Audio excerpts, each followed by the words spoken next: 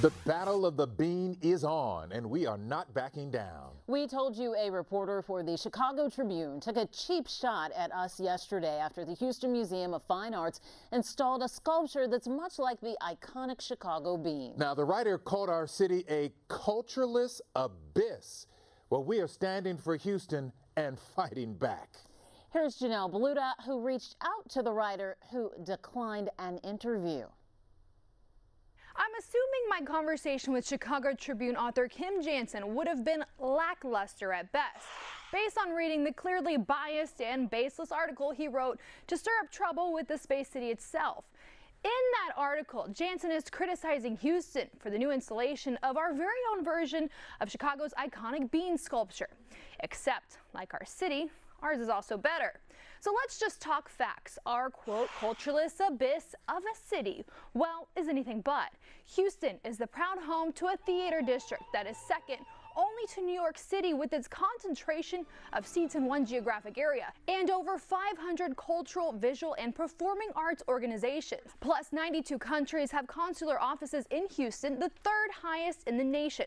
Cultureless? Please. Online, Jansen retweeted a comment saying wanting to live in Houston is like wanting to eat dinner at Applebee's. And yes, while we are home to 4 Applebee's locations, we also have 11,000 restaurants showcasing Houston's unique and diverse flavor, compared to Chicago's mere 7,300 restaurants, which I'm assuming are as tasteless as their newspapers. And come on, how many deep dish pizzas can you actually eat? Oh, and side note, no state tax if you're into that sort of thing. But it's not just me who says we're better. Houstonians on Facebook are also up in arms. Kat Ramirez says it best. Houston has the best schools, best hospitals, and medicine. But let's get back to sculpture. Sure, Chicago had the bean first. They can have that.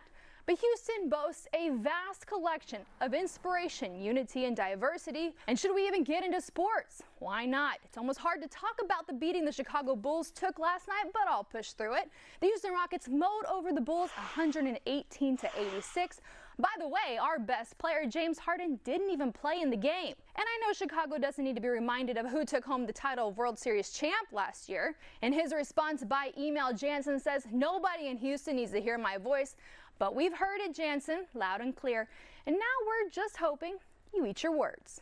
Standing up for Houston, Janelle Bludau, KHOU 11 News. Okay, so one of the things Jansen said was right, however, that Houston is trying to replace Chicago as the third largest city in the U.S. Check it out. Houston had more than 94,000 people move here last year. Chicago, by the way, lost 20,000 people. That gap of 40,000 people getting smaller or 400,000 getting smaller and smaller.